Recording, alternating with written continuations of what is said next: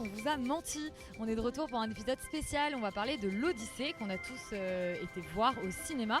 J'ai pas particulièrement besoin de le pitcher. C'est l'Odyssée d'Homère adapté par Christopher Nolan pour le cinéma. Je sais pas si vous avez suivi le guide de s'il fallait le regarder en 70 mm, en IMAX, blablabla. Ce sera un autre sujet. Là, on va débattre du film en lui-même. Yuri, j'ai peut-être envie de te donner la parole en premier parce que je crois que tu es un de ceux qui a le plus aimé le film.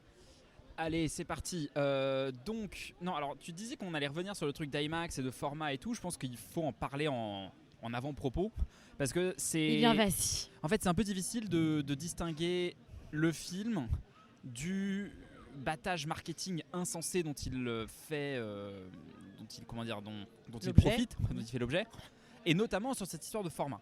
Tout le monde confond en fait tout, et il y a une espèce de tentation marketing de dire qu'il faut absolument voir le film en IMAX 70 mm ou en 70 mm ou sur pellicule ou en numérique. La réalité, c'est qu'il y a 3 cinémas en Europe qui projettent le IMAX 70 mm et que c'est un format tellement particulier, tellement intense, tellement bizarre que finalement très peu de gens le verront dans ce format-là.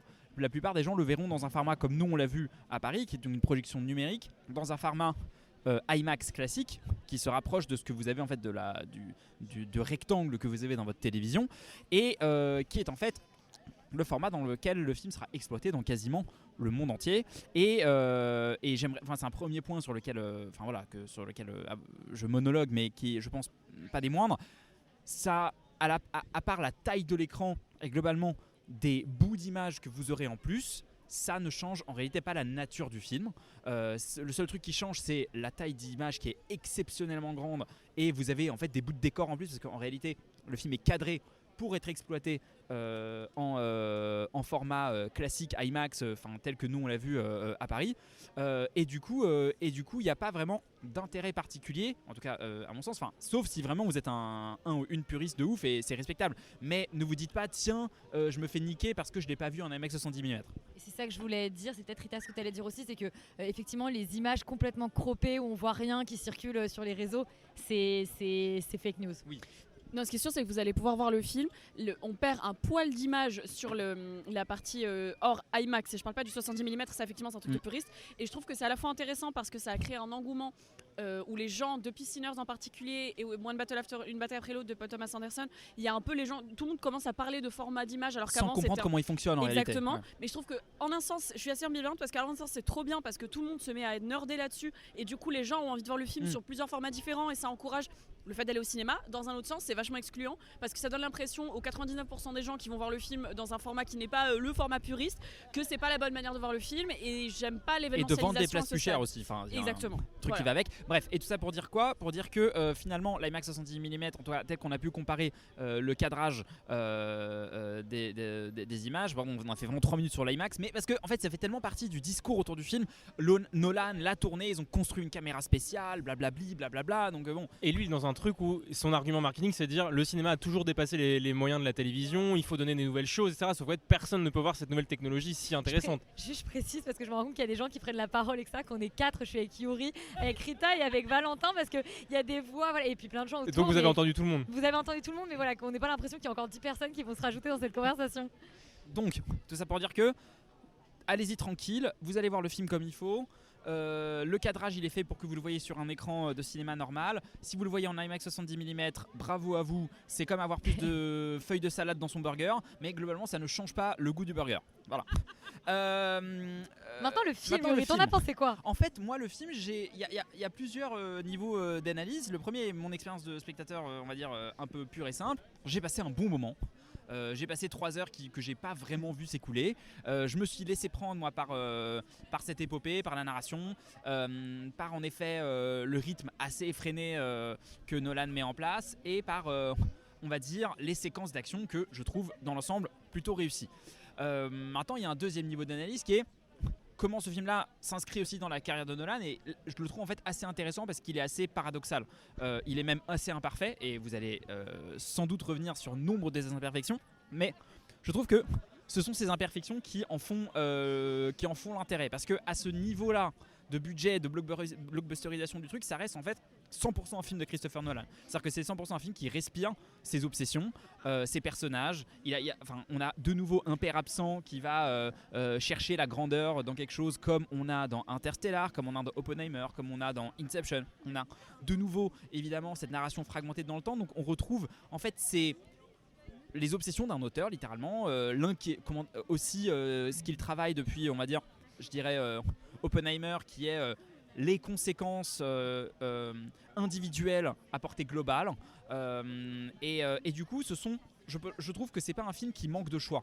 En fait c'est un film dont je pense que c'est un film qui porte la patte de son auteur, et du coup c'est un film qui fait beaucoup de choix, contrairement à beaucoup de films hollywoodiens vus récemment qui en fait sont des espèces de produits répliqués et qui ont assez peu d'identité. Celui-là en fait il fait des choix, c'est des choix qui sont parfois contre-productifs, c'est des choix qui sont parfois, on est d'accord, mais c'est des choix qui sont parfois contre-productifs et parfois non-sensiques au vu du sujet qu'il traite. Par contre, c'est parfois des choix que je trouve extrêmement opérants. Je le trouve intéressant dans, on va dire, sa dernière partie sur la psychologie d'Ulysse et sur le remords, en tout cas, qu'il porte sur les conséquences de ses actes. C'est par exemple, moi, une lecture que je trouve intéressante. La manière qu'il a de prendre à bras le corps la narration de l'Odyssée, qui est également fragmentée, qui est pas linéaire, qui est du récit enchâssé dans le récit, en fait, c'est très cohérent par rapport à ce qu'il a toujours fait. Donc là, le fait qu'il s'attaque, on va dire, au mythe originel, pour moi, il y a des moments qui sont extrêmement réussis sur la manière dont les images vont se répondre, d'autres qui sont complètement ratés, notamment tous les passages avec Calypso que je trouve assez catastrophiques. Mais il y a quand même, non mais il y a quand même une intention, il y a des choix qui sont faits, et ces choix-là, je les trouve assez pertinents pour la plupart. Je vais m'arrêter là pour l'instant parce que je monologue depuis 5 minutes, mais en tout cas, je trouve que c'est vraiment pas un film inintéressant du tout au vu de la carrière de Nolan. Rita. Oui, bonjour, présente. En fait, moi je suis d'accord avec tout ce que dit Yuri, mais... Moi pas. Alors, bien sûr. Mais je pense que je serais d'accord avec tout ce que tu dis aussi. À mon avis, je suis le pont. Tu es le pont macroniste de cette. Qu'est-ce qui se passe? Non, en fait, moi, ce qui me pose le plus problème avec le film, pour compléter ce que dit Yuri et pas me répéter, c'est que l'Odyssée et l'Iliade avec, qui sont donc genre le fondement du storytelling occidental tel qu'il existe aujourd'hui, ont été supplantés par le storytelling américain du héros. Et le héros américain n'est pas le héros de l'Odyssée pour moi. Et le héros américain qui est super représenté par Matt Damon, qui est un des mecs les plus likeable, qui est le plus aimable au sens premier du terme du cinéma américain, que moi j'adore. On ne peut pas ne pas être en empathie avec Matt Damon dans un film. Ce qui est très bien, c'est qu'il suffit d'une image de lui pour qu'on soit en mode « Oh, Matt Damon, je veux que tu réussisses ». Mais il joue quand même, comme souvent chez Nolan, un connard. Alors justement, c'est ça que je trouve fun, c'est que Nolan, c'est un des seuls qui utilise Matt Damon à contre-emploi. Il a déjà fait jouer des méchants dans Oppenheimer et dans Interstellar. Là, c'est pas un méchant, c'est censé être un anti-héros qui penche plutôt vers le héros, Ulysse, en tout cas dans l'interprétation majoritaire qu'on fait de ce personnage dans l'histoire, depuis que l'Odyssée existe.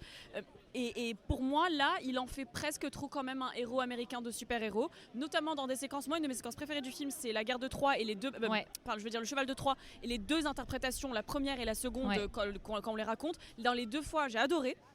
Mais de fait... Je ne peux pas m'empêcher de voir à ce moment-là Ulysse. Juste pour préciser, la première fois on la raconte d'un point de vue du barde qui... je préfère ne pas le dire en vrai. En tout cas, on le raconte d'une manière comme les gens s'en souviennent. Et la manière dont les gens l'ont vécu. Voilà.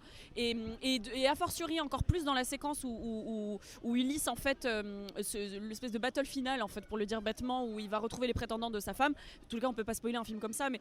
Je pense qu'on on est à peu mais près... on peut spoiler la manière dont il le traite, tu vois. C'est ça. La manière à tiroir dont il le fait, qui je trouve est assez intéressante et même prodigieuse dans son montage. Et je voudrais noter la monteuse qui s'appelle Jennifer Lame et qui est incroyable. Je trouve le montage catastrophique. Moi, pour le coup, je trouve qu'il est assez incroyable. Je le trouve catastrophique au début et je le trouve assez smart après. J'essaie de maintenir mon introduction par Matt Damon, qui pour moi est un superbe acteur et qui interprète très bien ce que Nolan fait de Ulysse et qui en vrai, adapter c'est trahir, et là je trouve qu'il trahit un peu ce personnage et j'aime bien ce qu'il en fait, mais vu ce que l'Odyssée doit raconter, en tout cas ce que Nolan en interprète, à savoir qu'est-ce qu'on fait d'une société à partir du moment où on commence à exclure les gens, ne plus respecter ce qui fait de nous des humains, donc un truc assez contemporain à notre ère, etc. J'ai du mal parfois avec ce personnage-là qui est un peu le cul entre deux chaises, je trouve.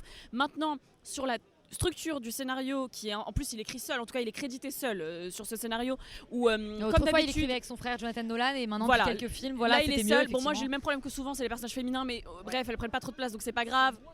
C'est moins cata que ouais mais enfin la barre est en enfer donc la barre est chez Hades. Mais moi le truc que j'ai un problème c'est l'exposition. Où en fait, ça 15-20 minutes de n'importe quoi, où vraiment je trouve que c'est écrit avec des immenses sabots, où c'est vraiment Tell Don't Show, c'est l'antithèse du cinéma je trouve. Et aussi j'ai eu du mal à la sortie. Moi j'ai vu ce film pour le contexte, pas comme vous, j'étais pas à votre séance. Moi j'ai vu au Megarama de Casablanca en 70 mm mais pas en IMAX. Je sais pas comment c'est possible. La copie était superbe, le son était génial. Les gens dans la salle, je leur nique leur mère. Pardon. Je suis désolée. Les gens dans la salle, le film a commencé 3 minutes après le début de la séance. C'est important puisque les gens pensaient que ça allait être 20 minutes après. J'ai eu des entrées dans la salle avec le flash au max pendant la première demi-heure. Donc je pensais que c'était ça qui avait été un problème. Mais plus j'y réfléchis, plus j'étais en mode non, cette exposition. Non, parce qu'on a eu tous le même problème sur cette exposition qui est vraiment. Enfin, t'as raison, c'est vraiment du tel don't show et surtout un espèce de. C'est-à-dire que les enjeux qui sont pourtant tellement simple, il rentre de la guerre et il veut retourner chez lui, on te les expose pendant 20 longues plus. Est-ce que tu veux pas expliquer aux gens ce que ça veut dire tel don't show? Ah oui, alors effectivement, en général, tu voulais le faire? Si tu veux. Bah vas-y. Mais vas-y madame. Laquelle tu veux? Show don't tell, ça veut dire montre ne dit pas, c'est une des règles primaire du cinéma quand tu cherches sur internet. On le dit pas dans les dialogues, on le montre à l'image. Au lieu qu'un personnage dise à un autre, tu te rappelles quand on était petit, on a fait ça et ça nous a rendu comme ça, il vaut mieux montrer les personnages agir et faire les choses parce que sinon c'est plus du cinéma, c'est de la littérature, globalement. Exactement. Est-ce que tu voulais rajouter quelque chose? Je donne la parole à Valentin. Dernière petite chose, c'est que oui, on va revenir, je pense qu'on reparlera. C'est un podcast qui pourrait durer 2 heures et je trouve que c'est aussi ça qui fait que je trouve que le film a quand même énormément de richesse. C'est que c'est quelque chose, en fait, ça nourrit des conversations et je l'ai vu il y a presque une semaine tout pile. Et ça fait une semaine qu'il me travaille et il y a des scènes de body horror, notamment avec Circe, que j'ai trouvé folle, alors que j'aime pas l'horreur. Il y a des thèmes qu'il arrive à mettre en place hyper efficacement. Il arrive à faire jouer bien à peu près tout le monde. Effectivement, moi j'ai du mal avec la pub Dior qui se passe quand Charlize Theron est là. Je l'adore, hein, mais là c'est pas possible. Surtout que comme elle a joué dans une pub Dior, moi j'avais les images qui revenait. J'adore ce qu'il a fait du personnage d'Athéna qui est le seul dieu. Ouais. Alors on y reviendra sûrement, mais la position des dieux dans le film, qu'est-ce que c'est que d'exclure les dieux de voilà. Je passe la main à Valentin. On fait un petit tour de table puis on reviendra. Ouais. Bah, en fait, moi je trouve ça. Je démarrer par mon impression personnelle, c'est que bon, Oppenheimer, moi j'étais sorti en étant très fâché, en ayant vraiment du coup des attentes et en étant vraiment fâché du film. Parce que je trouvais qu'il passait à côté de son sujet, que le sujet je trouvais vraiment immense, qu'il y avait plein de choses à faire et donc j'étais vraiment désespéré. Là le fait est que je savais, ayant l'expérience d'Oppenheimer, qu'il y avait de grandes chances que il faille pas nourrir d'attentes par rapport au film. Donc j'avais pas nourri vraiment d'attentes et de fait j'ai pas été tellement déçu. Je trouve que, et ça vous avez déjà évoqué, on retrouve effectivement beaucoup de choses dans la carrière de Nolan qui font sens. C'est un film qui est vraiment nolanien au sens le plus strict du terme, pas impossible de faire plus je pense, avec tous les défauts que ça comporte, mais ça à la limite admettons, c'est-à-dire on aime, on n'aime pas. Moi je pense que globalement c'est un mec que je trouve pertinent dans l'économie du cinéma contemporain, c'est-à-dire pour faire des grands blockbusters qui arrivent à finalement agréger un certain nombre de publics différents. Bah, il a son utilité, c'est-à-dire le film sort le 15 juillet, il admène plein de publics différents au cinéma, bon admettons. Pour le reste, est-ce qu'il faut l'interpréter comme un auteur et comme un grand auteur à fortiori du cinéma contemporain? Moi j'ai des vrais gros doutes quand même depuis 10 ans, je pense qu'il fait toujours à peu près la même chose et que c'est assez limité quand même. Mais au-delà de ça, une fois qu'on a dit ça, c'est vrai que moi j'ai quand même ce truc il adapte l'Odyssée quoi. Et partant de là, j'ai quand même eu un constat devant le film qui dure du coup 3 heures, qui est pas déplaisant à suivre malgré le montage qui est un peu essorant, faut y aller en étant bien reposé quand même parce que c'est fatigant, ça fait du bruit, enfin c'est un peu complexe. Je trouve qu'il y a une puissance d'évocation qui est très faible. C'est-à-dire que le film ne m'évoque rien. Il y a de gros problèmes. Et c'est quand même un énorme souci parce que c'est qu'il adapte un poème épique et que le film manque cruellement de poésie. Et ben c'est ça, ouais. Épique. En fait, il y a toute la possibilité d'ouvrir. En fait, chaque chant est pensé comme tel. C'est-à-dire que c'est une espèce de. On va pas refaire toute l'histoire, mais c'est quand même un chant oral qui a été transmis de version en version, de civilisation en civilisation quasiment, qui a été récupéré par les Arabes, mis par écrit par les Arabes. Merci à eux. Et qui, du coup, a traversé différents schémas de pensée, différentes religions, différentes spiritualités, différents contextes géographiques, différents contextes culturels. Enfin, c'est un texte qui a été brassé et charrié de différentes approches du monde et de la réalité. Donc, en faire en fait une réplication aussi plastique et aussi claire et parfois vraiment efficace. C'est-à-dire que le géant, enfin le cyclope, c'est un cyclope, les sirènes, c'est des sirènes. Mais en fait, je me suis retrouvé vraiment dans une espèce de posture, me dire, bah en fait, oui, ça serait presque un documentaire d'illustration. Que ce serait pas mal en fait parce que c'est vraiment l'Odyssée pour les nuls quoi. Le texte, je vais pas faire le chou fin justement en disant que le texte est tellement plus fort, mais en vrai objectivement allez lire le texte si ça vous intéresse parce que c'est quand même En parlant de chauffant, tu dis vraiment ça avec une pinte de pêche posée devant toi, quoi. Ouais, exactement, ce qui me décrédibilise complètement. Et aussi sur ce que tu dis sur les images, ça me rappelle ce que vous disiez sur Spielberg pendant le débat sur le fait que quand il a représenté les aliens, il a fait les petits bonhommes verts de son époque. Mais justement, je pense que la déception par rapport à Spielberg, c'est qu'il ait fait ça, alors que historiquement, il était capable de créer plein d'autres choses différentes. Mais là, pour le coup, Nolan, je suis pas surpris qu'il soit pas capable de faire ça, mais il y a eu plein de séquences où je me suis heurté à un mur qui est juste le film est ce qu'il est et rien de plus. Et il va rien m'apporter de nouveau. Je ressors avec aucune vision. Je suis pas bousculé dans mon approche du cinéma. Je suis pas bousculé non plus dans ma représentation de l'Odyssée. Donc tout ça m'embête un peu quand même. Je vais peut-être te compléter, après on va ouvrir peut-être le débat aussi sur la question de la représentation du fantastique. Moi j'ai 2 problèmes fondamentaux avec le film. Il y a des trucs que je trouve intéressants, il y a des partis pris que je trouve intéressants. Je trouve effectivement la dernière représentation de la guerre de Troie intéressante. Je trouve que ce qui fait d'Athéna avec le reveal final intéressant. Je trouve que la réécriture de la fin est intéressante. Je trouve que ce qui fait aussi avec l'évocation du chant des sirènes intéressante. Il y a des choses que je sauve. T'as aimé le chien ou pas? Évidemment, mais le chien ça me brise le cœur. Mais tu sais, moi l'Odyssée je l'ai eu au bac et cette scène elle est encore, tu vois, elle a brisé mon cœur en 1000 morceaux. Maintenant j'ai 2 problèmes fondamentaux. Le premier c'est la narration fragmentée que je trouve catastrophique. C'est-à-dire que Nolan il est habitué des narrations fragmentées, il l'a fait dans tous ses films, mais c'est quelque chose que d'habitude j'apprécie. Là je trouve qu'il y a un problème fondamental qui est que du coup je ne ressens jamais le vertige de ce type qui est parti 20 ans. C'est-à-dire que comme en fait j'ai cette narration fragmentée où on est entre 3 différents moments de son retour, entre l'époque qui passe chez Calypso, tous les passages où il est en mer, etc. Et en même temps en parallèle j'ai tout le temps Pénélope et Télémaque qui discutent et qui alimentent le quasi présent. En fait je n'ai aucune sensation du temps qui passe, aucune sensation de ce vertige de temps qui passe, et donc vraiment en implication émotionnelle c'est très très faible parce que je ressens pas du tout à quel point il souffre sur ce voyage retour. Mon deuxième vrai problème c'est effectivement le fantastique. Alors Nolan c'est quelqu'un, et moi c'est quelque chose que j'apprécie plutôt chez lui d'habitude, notamment par exemple dans The Dark Knight que j'adore, le fait qu'il prend Batman. Alors Batman est un super héros sans pouvoir, mais il en fait vraiment une adaptation entre guillemets réaliste dans un contexte réaliste de l'époque. Il essaye un peu de tirer les fils de ce que serait ce super-héros dans un monde tel que le nôtre. Je trouve ça hyper intéressant. J'étais déjà plus limitée sur typiquement Inception, qui est une sorte de remake de Paprika mais sans la partie fantastique, et ça m'intéresse du coup moins. Là c'est quand même un énorme problème, c'est-à-dire que l'Odyssée c'est des scènes complètement folles avec effectivement un imaginaire qui part dans tous les sens, etc. Là il y a un moment quand je voyais l'espèce de tourbillon, je me disais ce tourbillon il est plus vertigineux en Pirates des Caraïbes. Quand je voyais les enfers, je me disais merde, même la version HBO de Hit Dark Materials avait fait des enfers qui étaient mieux fichus. Râle. Juste pardon, Yuri à côté en train de faire non de BFM, genre oh non, vous ne pouvez pas dire ça. Non, mais je veux dire, si je vais au bout de ma pensée, ce que je veux dire c'est que je trouve qu'il ne s'approprie jamais ces images, qu'il arrive jamais à en faire une proposition, que c'est tout le temps des personnages sur une plage en randonnion qui fuient vers un bateau ou qui attaquent, et que je veux dire la représentation de ce point de vue là du fantastique et du monde qu'il en fait, mais je veux dire c'est petit bras, mais vraiment petit bras, ça manque tellement d'imagination. Et du coup moi sur mon siège on me promet l'Odyssée et en fait si tu veux j'ai des scènes que j'ai l'impression d'avoir déjà vues mieux ailleurs. Enfin, tu vois, ça me provoque rien. J'ai aucune image qui me reste en tête. Je trouve par ailleurs le film assez moche. Et vous parliez du montage. Le montage, il y a des moments où vraiment c'est interdit. Parce qu'en mise en scène, c'est très faible aussi. C'est-à-dire qu'il y a pas mal de moments. Typiquement, le moment où on voit que Pénélope... Je pense qu'il s'auto-baise avec cette caméra IMAX à la con. Tu vois le reveal de Pénélope qui défait sa toile pendant la nuit.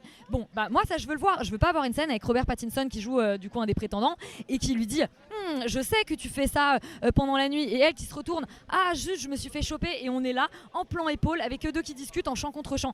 C'est super relou. Et pareil pour le montage, il y a quand même un moment où pour te poser un personnage qu'on voit adulte et enfant, il te fait littéralement un flash où tu le vois enfant pour comprendre que c'est lui. Merde, enfin je veux dire c'est pas ça le cinéma. Mais est-ce que tu penses, en vrai je suis pas mal d'accord avec tout ce que tu dis, mais est-ce que tu penses que c'est pas parce qu'il veut subvertir, c'est pas le mot, genre renouveler tout l'imaginaire qu'on a déjà sur l'Odyssée. Mais il est où ce nouvel imaginaire? Non, ce que je veux dire c'est qu'on a tous les mêmes images de l'Odyssée dans la tête et que du coup il passe par cette narration un peu alambiquée pour sortir des attentes qu'on avait. Écoute, je sais pas, mais en fait, le fait est qu'on sent tellement le chapitrage avec le passage où il passe chez Circé, le passage où il passe chez le Cyclope, le passage avec les géants. Enfin, il y a un truc où, en plus, je sens vraiment le chapitrage, donc j'ai même pas l'impression que la narration propose quelque chose. J'ai juste l'impression de voir beaucoup de scènes fantastiques, honnêtement, assez plates. Est-ce que du coup, avant que pour un peu faire retomber l'attention, tu peux nous dire ce que les perchés ont pensé de l'Odyssée? Oui, et justement, j'allais le faire à la fin. Effectivement, vous avez eu plein de réponses très très différentes. Je vais vous les lire parce qu'elles sont assez amusantes. Globalement, on a eu long. Long et Point. chiant, c'est revenu, ouais. La guerre, c'est vraiment pas ouf. Elle est où la Méditerranée? Point interrogation. Mais à part ce gros problème, c'est un beau film, pas épique mais beau quand même. Ensuite, on a eu fade, terne, monotone. Grandiose mais bavard, c'est Biang avec un G. Sympa cette pub pour Google Maps. D'abord éreintant et assommant avant de devenir simplement chiant. Splendide, épique, un vrai exercice de style mais manque d'émotion et de chair. Un peu bourrin, à la figure d'Ulysse, trop idéaliste, mais j'ai passé malgré tout un bon moment. Du grand cinéma aussi généreux qu'oubliable, je vais au bout. Un film froid, je suis restée à côté, c'est un film qui manque d'épique pour ma part.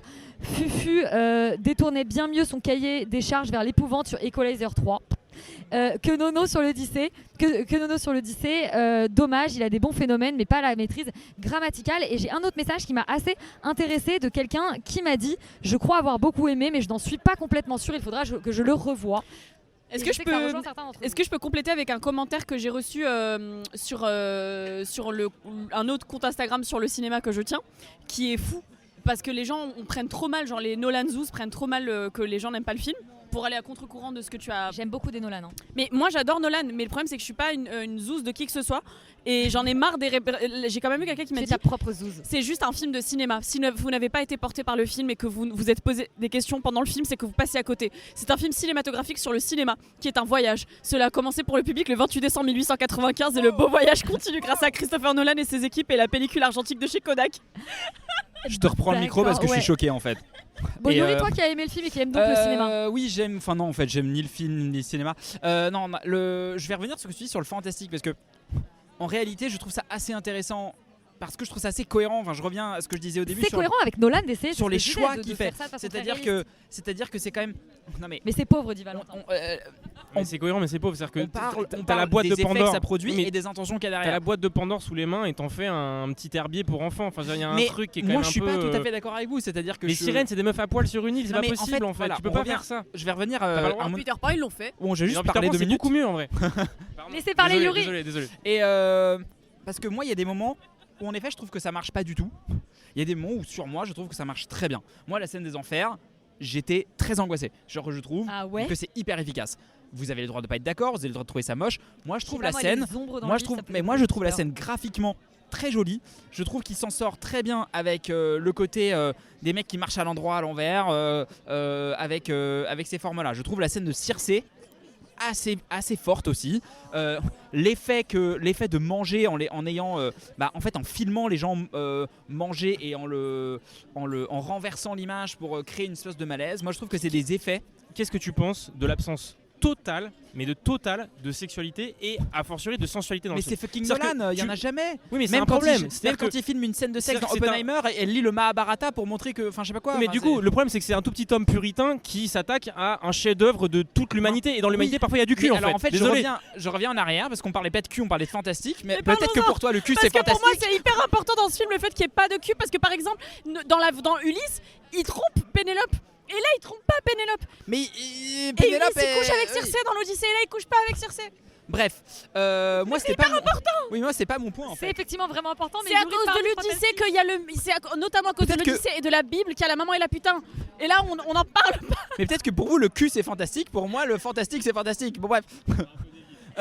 Et donc. On te laisse parler, Yuri. Il y a des fois et il y a des moments où je trouve qu'il prend le fantastique un peu à bras le corps, notamment avec.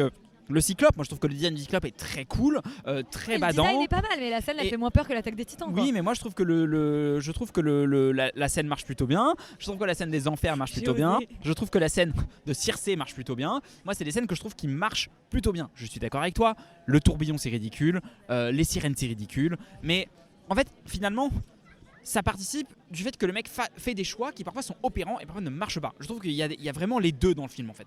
Et là où vous préférez voir les choses qui ne marchent pas, moi j'essaye de soulever, faiblement peut-être, qu'il existe les deux au sein du même film. Et que du coup, le fait de refuser à ce point le fantastique, ça a à la fois pour effet de rendre extrêmement graphique, concret, inquiétant certains passages et en même temps d'en désincarner beaucoup d'autres, parce que en fait ce qu'il fait dans The Dark Knight et qui est que en fait on va enlever tout le côté fantastique du super-héros, ça les rend très concrets, très humains, là, en effet, je suis assez d'accord avec vous, ça rend les personnages bizarrement très théoriques et désincarnés. Mais il y a quand même des moments où ce choix de reviser le fantastique, qui est toujours dans cette démarche de dire, en fait, il n'y a pas de dieu, les dieux n'existent pas. Les dieux sont imaginés par les humains. Les dieux sont imaginés par les humains pour donner des conséquences, extra-humaines à leurs propres actes, alors qu'en fait, ils sont responsables pleinement des erreurs qu'ils commettent. Et ça, moi, je suis désolé, dans un blockbuster de cette ampleur-là, dont tout le monde dit qu'il est bête et creux et machin, en fait, c'est pas rien. Je trouve qu'il y a une certaine profondeur et que du coup, non mais.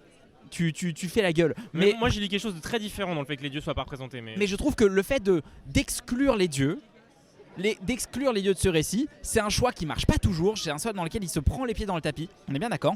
Mais quand ça marche, moi ça me raconte en fait que si on est dans la merde, c'est pas parce qu'il y a des dieux qui nous ont punis. Si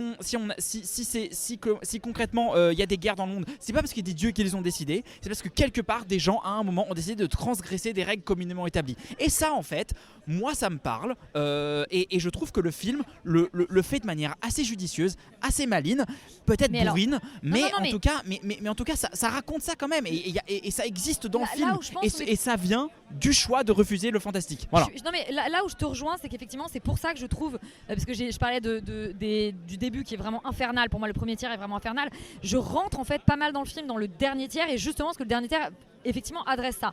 Maintenant on peut se poser la question je suis d'accord, c'est des sujets qui sont hyper intéressants. Il adapte l'Odyssée et à un moment donné, je veux dire moi, cette espèce de déferlement divin, cette figure de Poséidon, etc., c'est des choses qu'il aurait pu incarner par des éléments, tu vois, je sais pas, par effectivement vraiment un déferlement maritime, etc., sans forcément te représenter Poséidon physiquement. Il y avait des manières de raconter comment l'humain se raconte des choses divines à travers des éléments, des tsunamis, tout ce que tu veux, sans forcément figurer ces dieux. Mais il y a ça pour Poséidon pour le coup. Quand Poséidon se fâche, juste après, ils se font déglinguer la gueule. C'est tout petit. Et parfois, en effet, il fait des contresens avec ce monstre en pierre dégueulasse qui mange des gens. Et bien justement, c'est un peu aussi le truc contradictoire, c'est de te dire, il n'y a pas de dieu, mais par contre, les dieux n'existent pas, mais par contre, il y a des cyclopes, il y a toutes ces créatures, c'est un peu... Mais est-ce qu'ils existent vraiment ou existent-ils seulement dans le récit d'Ulysse? Comme Athéna, tu veux dire? Les gars, c'est pas Big Fish. Bon, alors... On nous mettra pas d'accord. Mais moi, je suis d'accord avec vous tous. Ah. On a dit Macron. Il y a juste un truc, je pense, sur cette lecture-là, sur cet élément spécifique, je pense que ça reflète quelque chose de plus global qui m'embête chez Nolan et qui fait que, en vrai, je pense que sur ce film-là, j'ai pas détesté, j'ai passé un moment correct. C'est juste que je trouve que c'est juste une petite chose, c'est-à-dire que c'est un film qu'on ne devrait pas autant parler en fait. Je pense sincèrement que oui, non, on est en train de le faire justement, on est totalement en train de surfer sur le truc. Il y a de l'argent. Oui, il y a de l'argent. Oui, c'est ça. Mais exactement, comme un rendez-vous estival de blockbuster une fois tous les 2, 3, 4, 5 ans, et c'est très bien comme ça. Mais c'est là où je doute des qualités de Nolan en tant qu'auteur. Ouais. C'est qu'en fait, je le sens et je le perçois de plus en plus comme incapable de représenter autre chose que ses propres obsessions et ses propres angoisses. C'est-à-dire que pour moi, l'absence des dieux, c'est typiquement l'incapacité de représenter quelque chose de foncièrement autre. Et typiquement, la représentation du personnage d'Ulysse qui... Encore une fois, je reviens au fait que le texte lui-même dans sa matière, c'est un texte qui est extrêmement malléable, qui n'a pas été cousu par une seule personne, etc. Donc on en revient avec un truc, c'est un héros qui est protéiforme. Ouais. Il y a des polémiques sur la traduction, sur le fait que le premier vers, la nouvelle traductrice, l'est traduit par Ulysses was a complicated man, et donc du coup ça étreint beaucoup le sens initial qui est c'est un homme aux multiples sorts. Ce qui veut dire plein d'autres choses différentes. Bon. On va revenir, oui, juste pour clarifier sur ce que tu dis, la traduction sur laquelle se base Nolan est une traduction récente de Emily Wilson qui a notamment, qui a fait jaser. Qui a fait jaser, mais en tout cas, dont la posture telle que je l'ai comprise, c'était de dire que justement, parce que l'Odyssée a été tellement réécrite, retraduite, et souvent par un regard masculin, qu'elle est revenue aux matériaux d'origine, pour aussi en exhumer les autres perspectives. La simplicité et la complexité à la fois, et donc la langue est plus simple, mais les choses qui sont décrites sont différentes. Exemple très con, et je m'arrête là, on a souvent parlé des femmes sexy et des prostituées dans les scènes dans des palais, alors qu'en fait c'est des esclaves sexuels, et c'est plutôt ce genre d'adaptation qu'elle a pu faire aussi. Voilà. Bref, je renvoie à l'information culturelle sur France Culture. Il y en a une qui a été faite sur le sujet, c'est passionnant. Elle est sur le site internet de France Culture pour revenir sur ce débat. Mais je voulais te parler de ça parce que je trouve que c'est intéressant que du point de vue de Nolan, malgré l'adaptation de cette traduction-là spécifiquement, en fait, moi, le personnage d'Ulysse, je le trouve particulièrement pauvre et particulièrement être un réalisateur blanc de 50-60 ans, tu vois. C'est-à-dire que ces angoisses, en fait, et c'était le même pour Oppenheimer que j'étais vraiment très déçu de la manière dont il s'en emparé dans Oppenheimer, qui me paraissait être une figure vraiment éminemment complexe, très collective. C'est une démarche qui était très collective. Il leur envoyait un truc, une espèce de double polarité de j'ai créé l'absolu donc je suis galvanisé, et j'ai créé l'absolu donc je vais forcément me dépérir puisque je serai châtié par quelque puissance qu'il existe dans le monde. Là c'est un peu pareil, c'est-à-dire que Ulysse est une espèce de mec qui est pas, on voit jamais les ruses par exemple d'Ulysse, il n'y a jamais les pièges qui tend aux différents monstres. On le voit être usé une ou deux fois, mais je suis d'accord que c'est pas très exploité. Dans l'Odyssée, il met quand même des sacrées douilles au Cyclope et à Circé par exemple, on le voit pas. Bon, on voit jamais ça, et je trouve que c'est un homme qui est obsédé par ses propres échecs. En fait, c'est un homme torturé qu'à la fin, je trouve. Post-trauma en fait. Exactement, il est traumatisé et il essaye en plus, à la fin, je trouve qu'il le rachète plus ou moins. C'est-à-dire que sa brutalité lui permet quelque part de trouver une sorte de middle ground, tu vois. J'ai un peu merdé, mais je vais pouvoir me racheter parce que j'en ai conscience. Et cette perspective-là, je pense que c'est pas la perspective de l'Odyssée, et deux, ça me paraît être une perspective très pauvre même dans l'histoire du cinéma. C'est-à-dire que ce serait l'adaptation d'un péplum dans les années 40 que je trouverais ça en fait assez cohérent. Et on en revient au fait que pour moi, Nolan, effectivement, c'est devenu un faiseur de blockbuster et qu'on doit le considérer comme tel, comme une espèce d'auteur premium qui fait. Mais en fait, on est loin de toute forme de subtilité, de fluidité d'écriture. C'est que ce personnage, je le trouve très monolithique. Et encore une fois, il a eu la chance, je sais pas comment ça s'est fait, mais il a eu la chance de tomber sur Matt Damon qui par moment arrive moi à m'attraper malgré tout. C'est-à-dire que la scène des sirènes, par exemple, que je trouve ratée sur toute la présentation, l'interprétation de Matt Damon, mais j'étais effondré. C'est-à-dire qu'il a vraiment des moments de bravoure qui sont extraordinaires. Mais je trouve que ce que tu dis sur Ulysse... Personnage pauvre, acteur majeur. Oui, mais tu vois justement, ce que tu dis sur Ulysse, pour moi, c'est tous les personnages. C'est-à-dire que je trouve Ulysse, effectivement, et c'est celui où c'est le plus grave, parce que c'est le héros et c'est le personnage, effectivement, multiples visages. Mais je trouve que Pénélope... C'est vrai pour Pénélope, et Pénélope, elle est... Télémaque aussi. Voilà, et j'avais parlé de Télémaque. Alors Télémaque, je trouve qu'il s'en sort un petit peu parce que Tom Holland est très attachant, donc en fait, ça sauve un peu, je trouve, par moment le truc. Mais je veux dire, Télémaque, il est pas aussi bête dans l'Odyssée. Là, il y a vraiment un truc... C'est lui le vrai héros de l'Odyssée. Bien sûr que c'est le vrai... Et là, mais il a le temps de réécrire le truc comme il veut. D'accord, mais ce que je veux dire, c'est que mais dans ce cas-là, pour en faire un truc intéressant, c'est-à-dire que Télémaque, moi je trouve que c'est un personnage intéressant dans l'Odyssée, et je suis d'accord avec toi, en fait c'est le vrai héros de l'Odyssée à plein de niveaux. Là il y a et du coup contre versus Ulysse qui est un anti-héros, enfin voilà. Là je trouve qu'il est d'une naïveté, ce pauvre Télémaque, où moi j'étais vraiment en train de me dire mais ce pauvre Télémaque finalement. Bon bref, on se mettra pas d'accord. Mais je pense qu'on est d'accord sur plusieurs choses quand même, qui sont que les personnages auraient pu gagner en richesse. On est au milieu d'un anniversaire. Sachez, on n'a jamais enregistré dans des conditions aussi rigolotes, et en plus je trouve qu'on n'a jamais été aussi pertinent par ailleurs. Donc, ce qui en dit long sur nous peut-être. Exactement. Mais en tout cas, n'hésitez pas à réagir, et je sais que ce film fait réagir, et je trouve que rien que pour ça c'est un film important, parce que là il a fait 2 millions d'entrées quasiment en France, il a fait plus de 250 millions, et en fait il a déjà remboursé son budget colossal à l'échelle globale. C'est génial, moi je trouve, malgré tout ce qu'on vient de dire, je trouve que c'est génial qu'un film comme ça, c'est quand même l'adaptation de la fucking Odyssée. C'est un film déconseillé interdit au moins de 12 ans en France, déconseillé au moins de 17 ans aux États-Unis, qui permet de rassembler des gens qui ne vont pas souvent au cinéma et qui pour eux c'est leur événement de l'année. Et c'est pas Marvel, et la même semaine la bande-annonce du Marvel prochain est sortie et tout le monde est en mode ça a l'air d'être de la merde, et je trouve que c'est trop bien. Oui, et je voudrais dire en mini parenthèse que justement là on n'est pas tous là, et on l'a vu notamment avec Laurent qui a vraiment bien aimé le film, avec Félix qui était très très très fâché notamment pour des raisons de questions de mise en scène. Je pense qu'on en reparlera forcément à la rentrée, on aura l'occasion de... Mais je pense qu'on a quand même couvert beaucoup de choses. Oui. Et moi je conclurai juste que c'est un film imparfait mais pas impropre. Et est-ce qu'on fera un bilan à un moment de nos visionnages de l'été, parce que moi je viens de voir un film géorgien de 3h05 hier qui avait l'air incroyable. Le truc sur les leafs. Ouais. Ah ouais. À la rentrée on fait toujours ça, Valentin. Ouais, on fera ça à la rentrée. C'est pas comme si ça faisait 6 ans que tu faisais ça. En fait c'est une question rhétorique, mais on en parlera. Ne vous inquiétez pas, cher perché. On fera un recap de ce qu'on a vu pendant l'été, et on fera d'ailleurs peut-être d'autres capsules si on voit d'autres films dont on a vraiment envie de discuter. En attendant, on vous souhaite un bel été, et nous on part picoler. Bonne soirée. Bisous.